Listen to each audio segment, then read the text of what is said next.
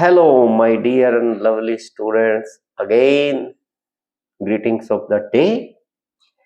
As I promised you in previous video, now I am here with the textual question answers of your poem My Mother at 66, written by Kamala Das. This poem is from the textbook Flamingo for class 12. So, let's get set go. Textual questions means the questions which come in your examination from the text of this poem. So I have divided the questions in categories as per exam style. First is MCQ. First MCQ starts here now. Who is the poet of My Mother at 66? Of repeated, it is Kamala Das. Option D is correct. Next question. Whose house was the poet living? भाई जो poetess थी वो किसका घर छोड़ के जा रही थी? तो मैं ऑप्शन पढ़ देता हूं. Her friend's house, in law's house, her husband's house, her parents house.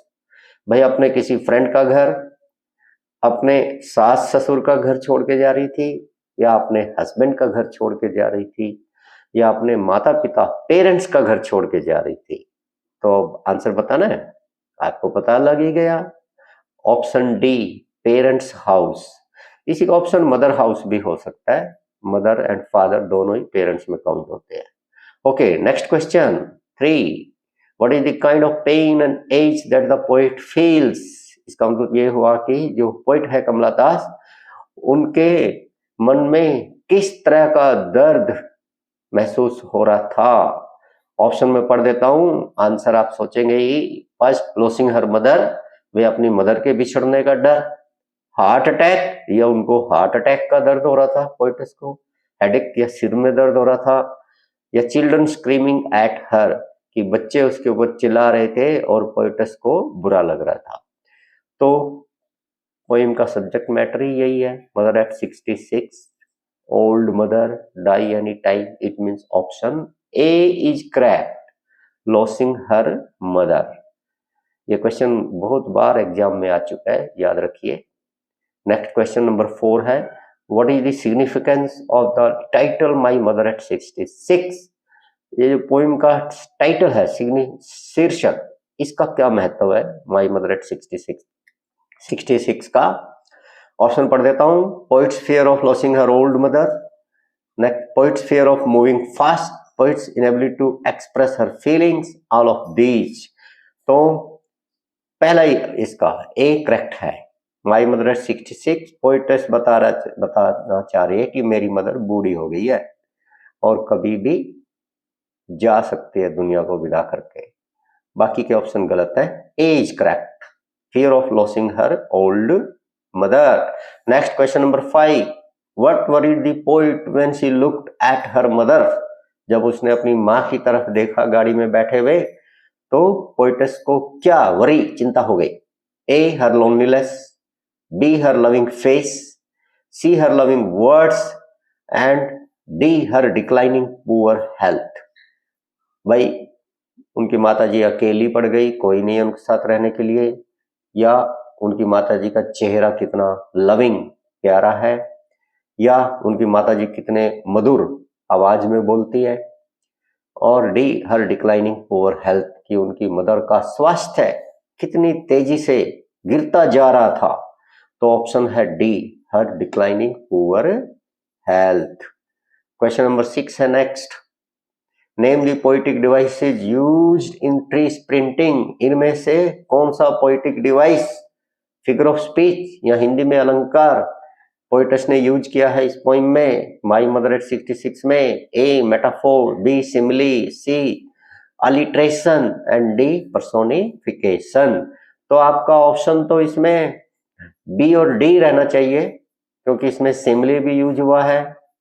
Poet's ने अपनी मदर के फेस की कंपैरिजन भी किया है लेट विंटर्स मून से और एशन फेस से, एंड पर्सोनिफिकेशंस और young trees and Mary children का मानवीय कर दिया है। तो देखिए इसमें ऑप्शन ये तो है नहीं, बोथ बी एंड डी, तो आप बी पे भी क्लिक कर सकते हैं और डी पे भी कर सकते हैं।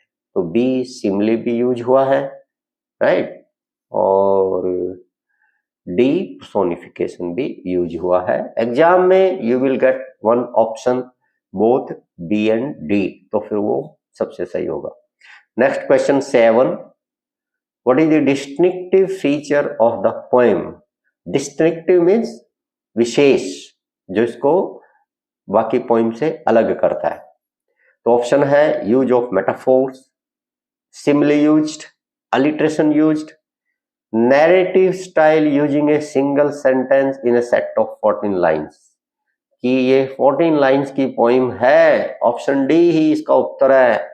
और इसको पोएट्स ने नैरेटिव स्टाइल में जैसे कहानी सुना रही है, और 14 लाइन्स का एक ही सिंगल सेंटेंस मीन्स लास्ट में एक बार ही फुल स्टॉप आया है, पूरी पोएम में बीच में कहीं भी फुल स्टॉप नहीं है।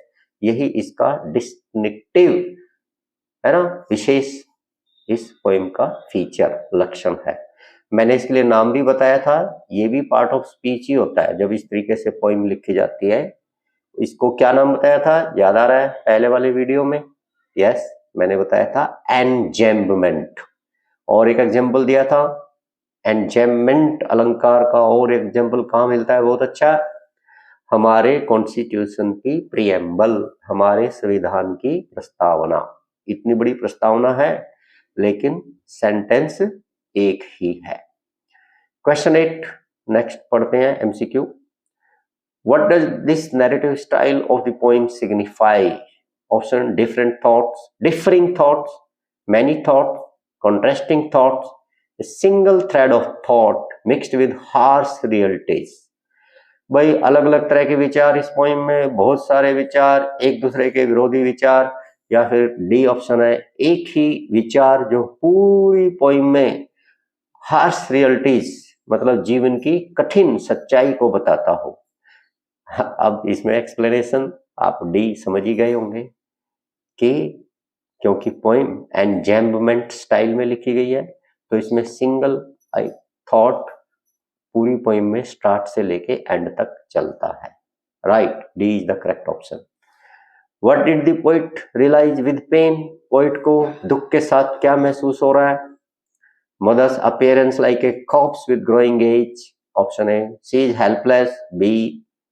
Old age is painful, C. D, she has duties, उसको लग रहा है कि उसकी माँ के लिए भी अब उसका बुढ़ापे में उसको अपनी मदर के लिए कुछ करने का फर्ज बनता है।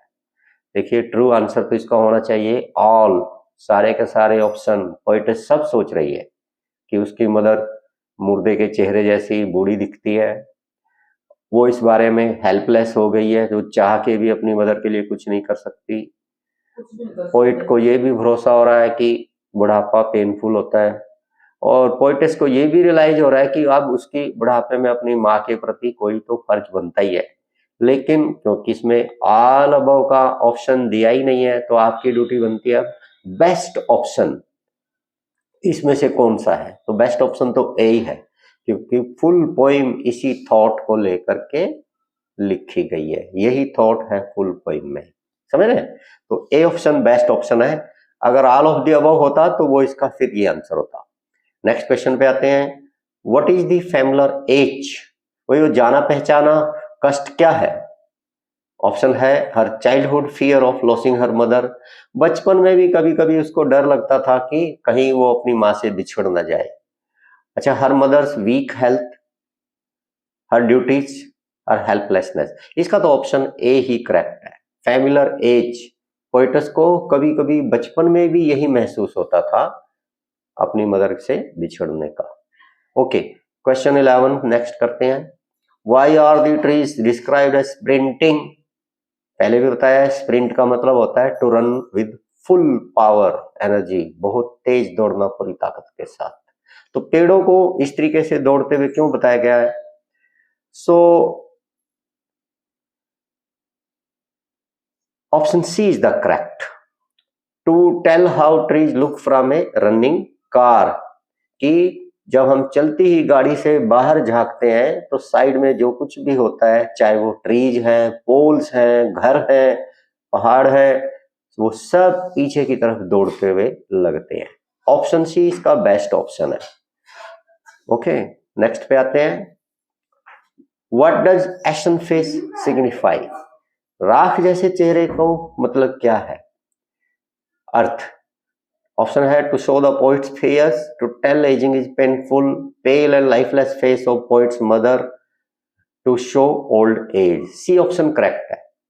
राख जैसा चेहरा मतलब उनकी पोइट का जीवन ऊर्जा रहित पीला चेहरा। नेक्स्ट क्वेश्चन नंबर 13 करते हैं। What does the poet notice in the outer world? Poet ने बाहर की दुनिया मीन्स जब खिड़की से झांक के देखा तो क्या नोटिस किया था? वह उन्होंने पोइट ने दो ही चीजें देखी थी। Option A sprinting trees and Mary children spilling out of their home. तो आपका यही ऑप्शन ए करेक्ट हो जाएगा। मैं डायरेक्ट ऑप्शन पे आ रहा हूं, आप इसको देख लीजिए। ऑप्शन ए ही इसका करेक्ट ऑप्शन है, बाकी के ऑप्शन पढ़ने में टाइम लग जाएगा। ए ऑप्शन करेक्ट पे ध्यान दीजिए। Next, what do the parting words see you soon Amma signify?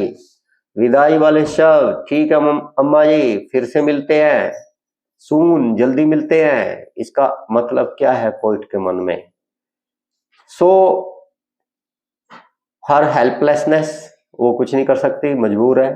Her optimistic farewell full of cheerfulness, वो अपनी मदर को खुशी खुशी आशावादी होके कि हाँ जरूर मिलेंगे फिर से, ऐसे विदा लेना चाहती है।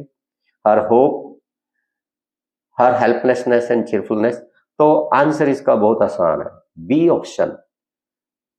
पोएटस के मन डरती तो है, बूढ़ी है, उनकी मदर मर सकती है, लेकिन फिर भी शी इज ऑप्टिमिस्टिक और वो अपनी मदर को खुशी खुशी मुस्कुराते हुए चेहरे फेस से गुड बाय करना चाहती है। Next question number 15।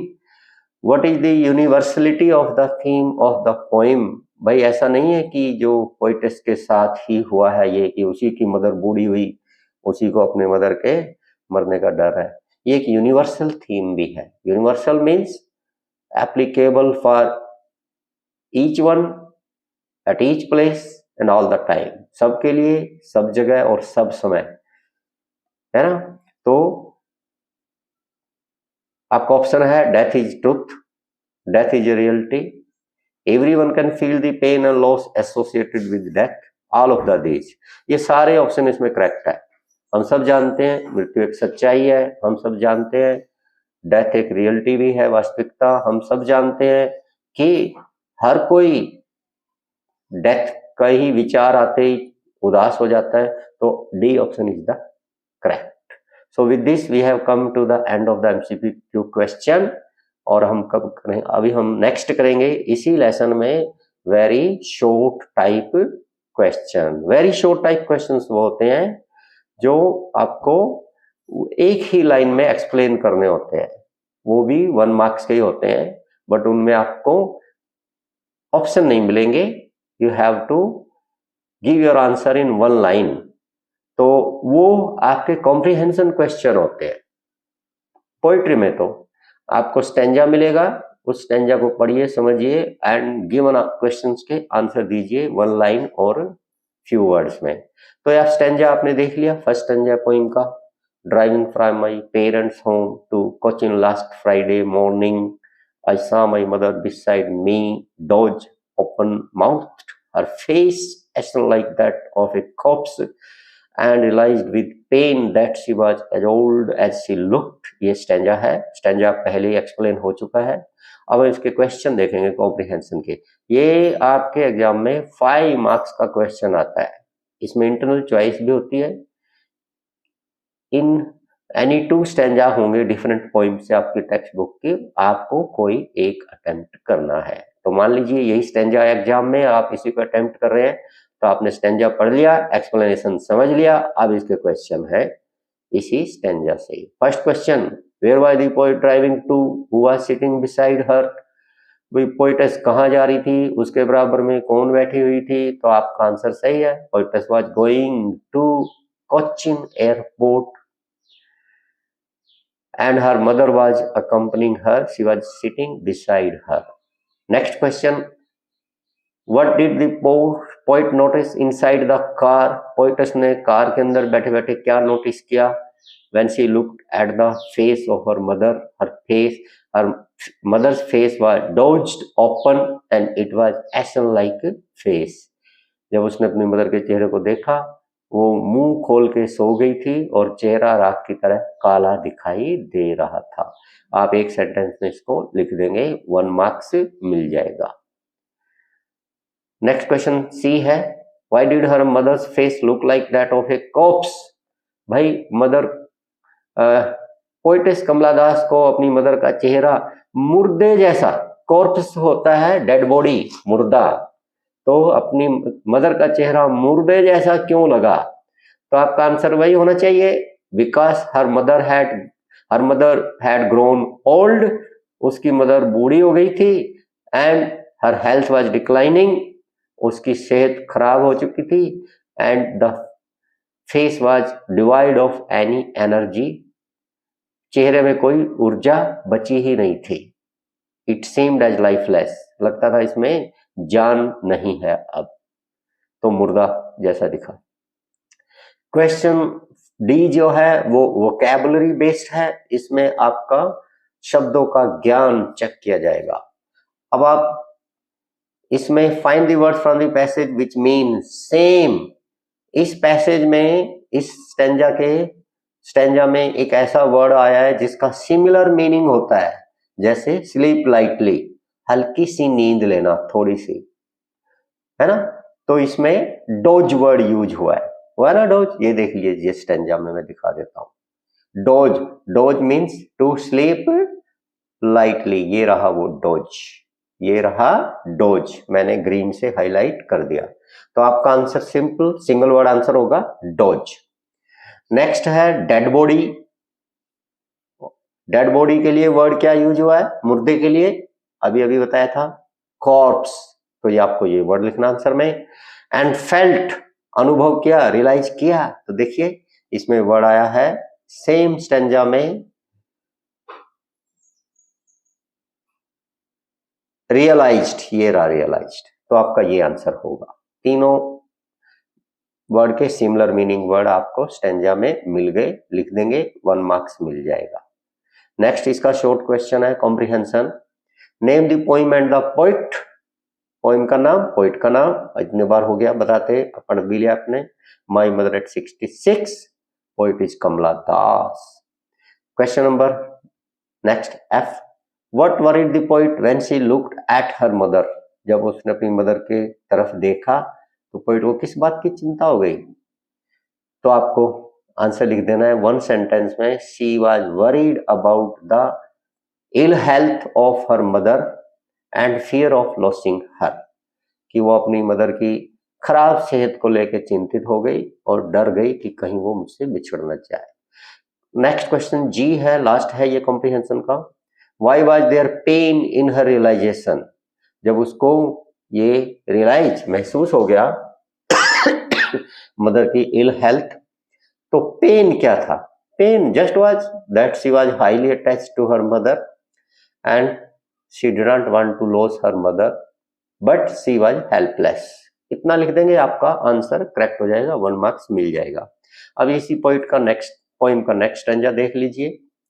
She looked but soon put that thought away and looked out at young trees sprinting, the merry children spilling out of their homes. Stanza पहले एक्सप्लेन हो चुका है, अब इसके क्वेश्चंस बहुत ही फास्ट करेंगे क्योंकि सब कुछ एक्सप्लेन हो गया है। Which thought did the poet drive away from her mind? Poet's ने कौन सा विचार अपने दिमाग से दूर हटाने की कोशिश की? तो आपका आंसर स्ट्रेट होगा बिल्कुल, the thought of her mother's death, अपनी मदर के मरने का विचार वो अपने दिमाग से बाहर करना चाहती थी। लिख दोगे 1 लाइन में? ओके। नेक्स्ट क्वेश्चन है, what do the sprinting tree signify. Sprinting tree यहाँ किस बात को बताते हैं? तो आपका आंसर होना चाहिए, sprinting trees signify the fast moving time and speed of the vehicle. तेजी से गुजरता समय और उसी तेजी से दौड़ती हुई गाड़ी के बारे में ये बताते हैं। Question C, what did she see in the world outside? Poetess ने बाहर क्या देखा? आपको आंसर वन लाइन में लिख देना है। She saw the young trees by the side of the road running backward and children coming out of their homes for playing. Next question, how do you know that the joyful scene did not help her drive away the painful thought from her mind? Poet's ने तो कोशिश की अपनी mother के मरने के विचार को दिमाग से निकालने की, लेकिन किस लाइन से या कैसे पता लगता है कि वो विचार उनके मन से दूर हुआ ही नहीं? लास्ट तक सोचती रही अपनी मदर के मरण डेथ के बारे में। तो ये आपको जब ये बताना है, ठीक है, तो आपको बताना है कि when she reached at the airport still she was thinking about her mother's health. Airport तक पहुंचने के बाद भी वो मदर के हेल्थ के बारे में ही सोच रही थी। नेक्स्ट क्वेश्चन है इसका E, what are the merry children spilling out of their home symbolic of? भाई जो बच्चे खुशी खुशी अपने घरों से बाहर दौड़ रहे थे, ये किस चीज का प्रतीक है?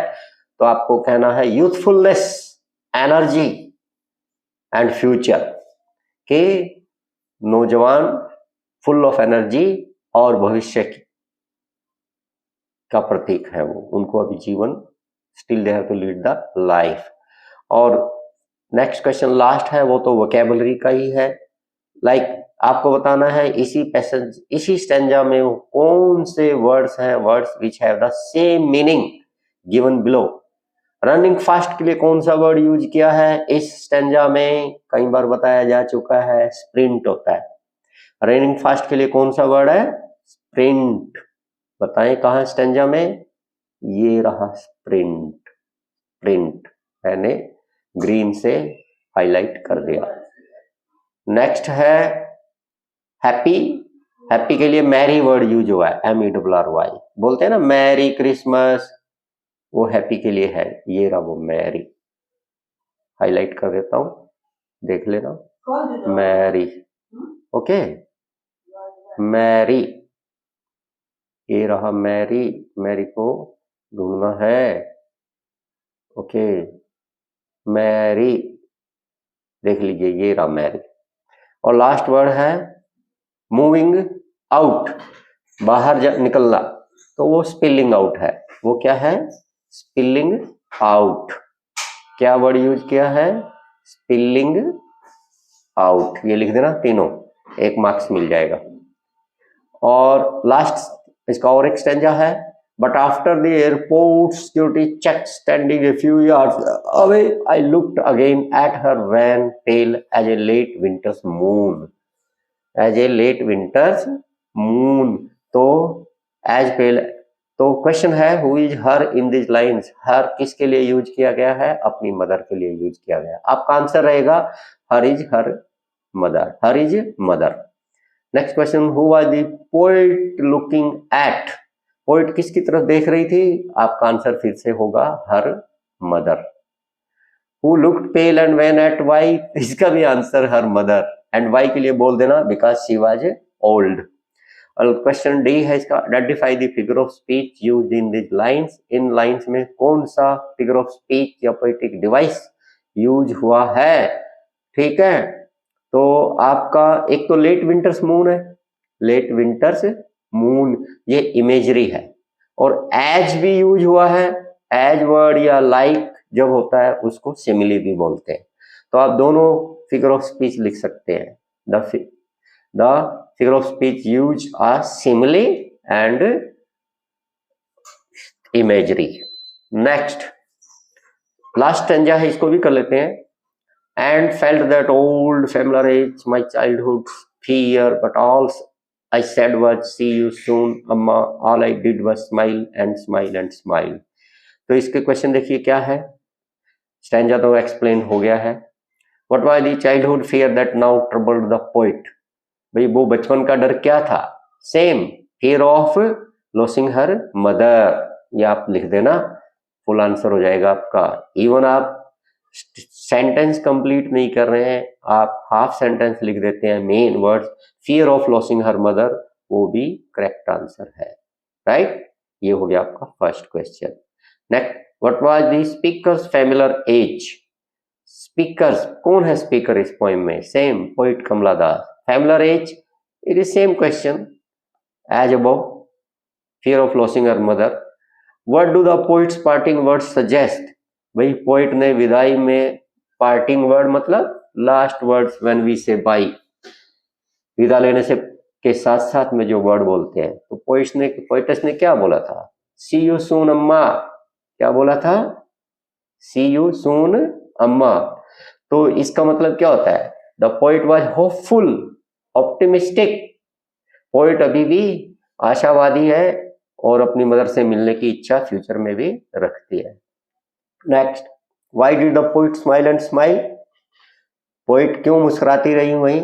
Because she wanted to see bid her mother with a happy face. वो अपनी मदर को खुशी खुशी चेहरे से विदा करना चाहती थी। Explain pale as a late winter's moon. भाई इस लाइन का आप एक्सप्लेनेशन कीजिए। तो आपका एक्सप्लेनेशन होगा, in the late winter, that is the end of the winter season, because of the atmospheric region, the moon does not appear white in the sky. White moon is symbol of purity and happiness, but late winter's moon appear as not white but pale, which is a symbol of weakness, devoid of energy. So her mother's face is compared to late winter's moon. Like, now last question in explanation, in comprehension, name the poetic device used in these lines. इस line में क्या poetic device है बताया जा चुका है, फिर भी बता रहा है। So one is smile and smile and smile.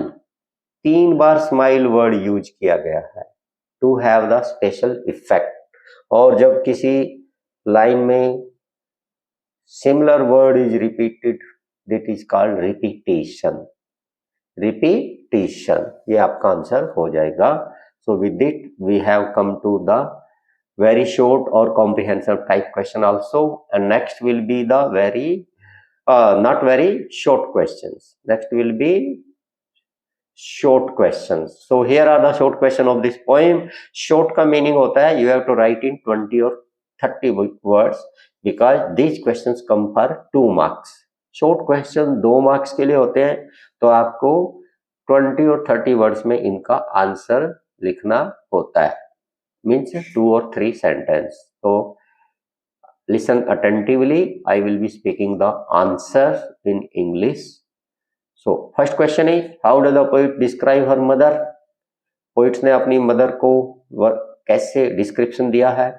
तो poet says that her mother was sitting beside her, and when she looked at the dodging face of her mother, it was like ashen like, corpse like.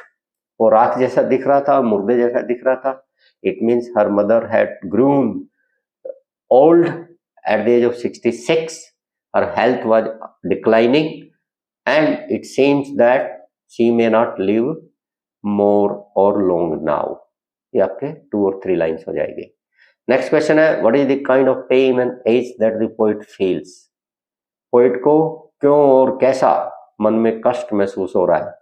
तो आपके answer हो जाएगी, the poetess was highly attached to her mother, even in her old age of her mother she wanted to be with her, but it was her compulsions that she could not live, she had to go from her mother's home. So and same time she thought of the losing of her mother too. So this was the familiar pain and age. Age is that of losing her mother, pain is that she is feeling helpless. Next question, what were Kamala Das fears as a child? Why do they surface when she is going to the airport? भाई कमला दास के बचपन का डर क्या होता था, वही डर उसको एयरपोर्ट जाते हुए क्यों लगा? तो आपका आंसर तो वही होगा जो आपने पोएम एक्सप्लेनेशन में भी सुना है, that as a child also Kamala Das many times feared of separation from her mother for some reason. Now in the old age also, when her mother is old, she is also feeling the same fear that now because of the approaching death of her mother, she may lose her mother. So same it is, same fear as she felt in the childhood too. Next question, what was the poet's feeling as she drove to Cochin airport? जब वो Cochin airport गाड़ी में जा रही थी तो poets की feeling क्या थी? Poets feelings were of sadness. Poets feeling was saddened by the approaching death of her mother. She did not want to lose her mother, but she could do nothing for that. So these were the feelings of the poetess while driving to Cochin airport. Question number 5. What do you understand by the phrase face as like that of a corpse? आप इस phrase होता है शब्दों का समूह, sentence से छोटा, कि face ation like that of A corps, चेहरा दिख रहा था राख जैसा जैसा मुर्दे का होता है. एक्सप्लेन कीजिए इस लाइन को. तो आपको वही लाइनें लिखनी है फिर से जो पोइम में है कि कमला दास poet's was 66 her age. So at this age she looked very old, devoid of energy. Her face was wrinkled, wan, pale, and it seemed that she may die any time, and her face did not have any radiance. उनके चेहरे पर कोई भी चमक नहीं थी. As fire has the radiance till it has the energy. जैसे आग में जब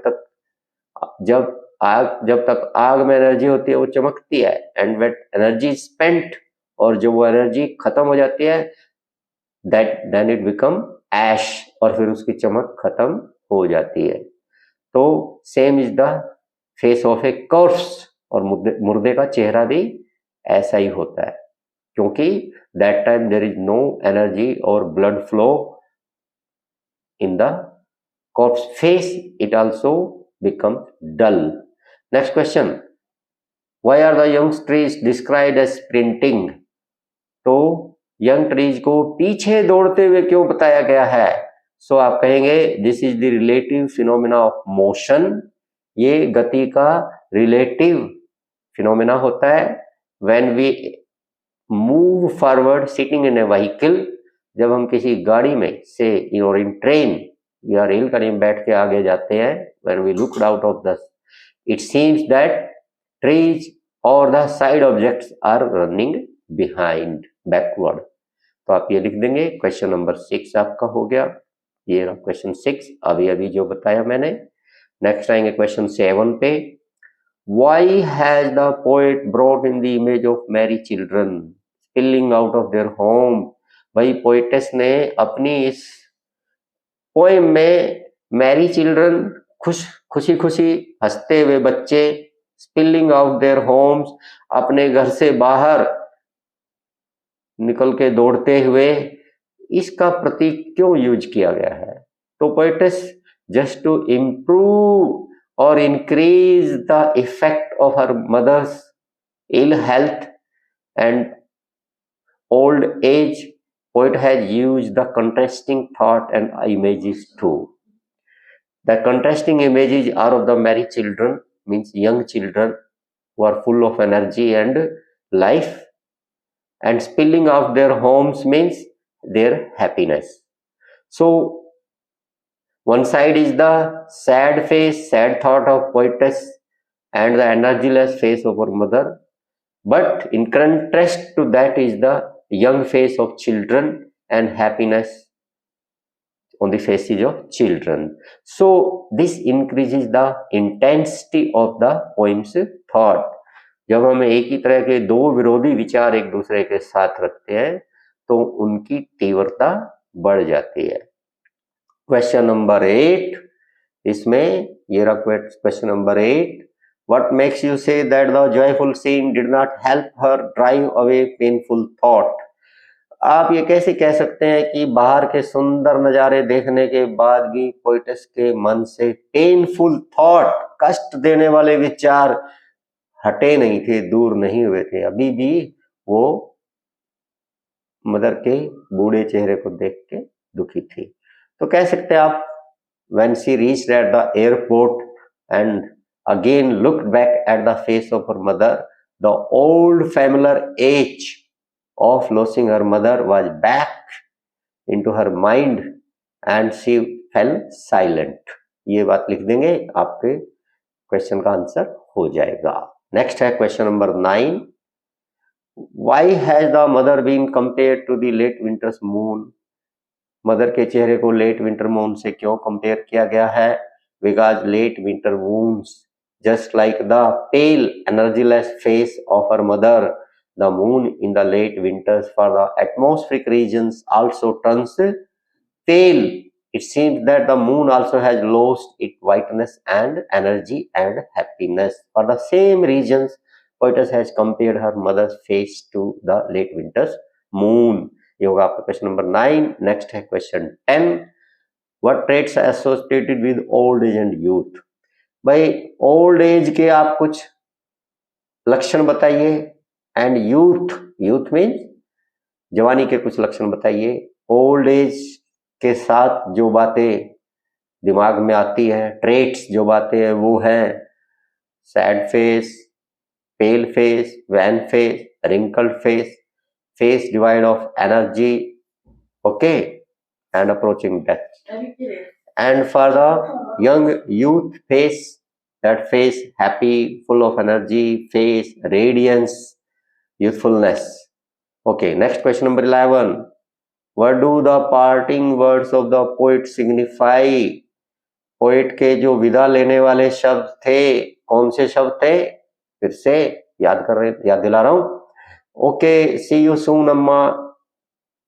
पोएट्स ने क्या बोला था? ठीक है अम्मा, फिर से जल्दी से मिलते हैं। So what does they signify? They signify the optimistic और होप ऑफ पोएटेस। पोएटेस अभी भी आशावादी है। Though her mother is very old but still she wants to see her living and again see her mother. Sorry. Next question is 13. What does the poet's mother look like? What kind of images has the poet used to signify her aging decay? तो poets की mother का चेहरा कैसा दिखता है? Already explained है। Images कौन सी use की गई है ये आप फिर से सुन लीजिए। Images she has used of the ashen face, राख जैसा चेहरा, कॉप्स फेस, मुर्दे जैसा चेहरा, and late winter's moon, late winter's pale moon, जाती सर्दियों के पीले पड़े चांद जैसा, ऐसा यूज किया है उसने to signify her aging decay, अपनी मदर के बूढ़े होते हुए चेहरे को। इन तीन चीजों से उसने प्रतीक के रूप में यूज किया है। Next question number 14। What does the poet signify with pain? ये आपका ऑलरेडी एक्सप्लेन अर्लियर। नेक्स्ट पे आते हैं question 15। What does the poet put that thought away and look outside? Poet ने बाहर खिड़की की तरफ देखना शुरू क्यों कर दिया और कौन से आइडिया का वो विचार को दिमाग से निकालना चाहती थी? ये है आपका क्वेश्चन नंबर 15। इसको मैं शॉर्ट में एक्सप्लेन कर देता हूं। तो क्वेश्चन नंबर 15 है कि when poetess was sitting inside the car beside her mother, then her mother's face, which was old and devoid of energy, put the saddened poetess heart, but poetess wanted to drive that thought away, so she looked out of the window. ऐसा आप explain कर देंगे। Next है question number 16। ये रहा आपका question number 16। The poetess repeated smile seems out of place in which way is that appropriate? भाई ये क्वेश्चन का मीनिंग ये बनता है कि पोएट्स लास्ट में काफी देर तक स्माइल एंड स्माइल बोल रही है कि मैं खड़े होकर मुस्कुराती रही। This is opposite to the central idea of the poem. जबकि पोइम का जो सेंट्रल आइडिया वो है poets was sad, poets was not happy, she wanted to drive that thought away. तो आपको एक्सप्लेन कर देना है कि in the end The poet was sad to depart from her aging mother. She also had the fear of losing her and not seeing her again, but still, she wanted to say, bid goodbye to her mother with a smiling face that shows the poetess concern for her mother. ऐसा आप answer में कर देंगे. Question number 18 और उसके बाद में आपके दो क्वेश्चन और हैं. Question number 18, how has the poet contrasted the scene inside the car with the activities going on outside? This is already explained. इसको explain किया जा चुका है. So we directly come to the next question. Next question, what does the poet do after the security checkup? What does she notice? Security checkup के बाद poetess ने क्या किया? तो आपका आंसर होना चाहिए कि वो कुछ यार्ड्स, कुछ गज की दूरी पर खड़ी हो गई, टर्न बैक, वापस मुड़ी. Then she looked towards her mother, अपनी मदर की तरफ देखा. Mother was still standing by the side of car and she was just waving at her daughter. और मदर वहीं से खड़े होकर अपनी डॉटर को हाथ हिला के वेविंग कर रही थी. ठीक है, तो आपने ये लिख देना है. नेक्स्ट क्वेश्चन नंबर लास्ट है ये इसका 20. तो आपका क्वेश्चन ये है, Why does the poet smile? What does this say while bidding goodbye to her mother? ये भी एक्सप्लेन हो चुका है अर्लियर क्वेश्चंस में, तो आप इसको याद रखिए. Okay, so with this I have come to the textual questions of this poem. Thanks once again, but before leaving the video, subscribe the channel, comment, like the video, and press the bell icon for notification. Thanks for watching.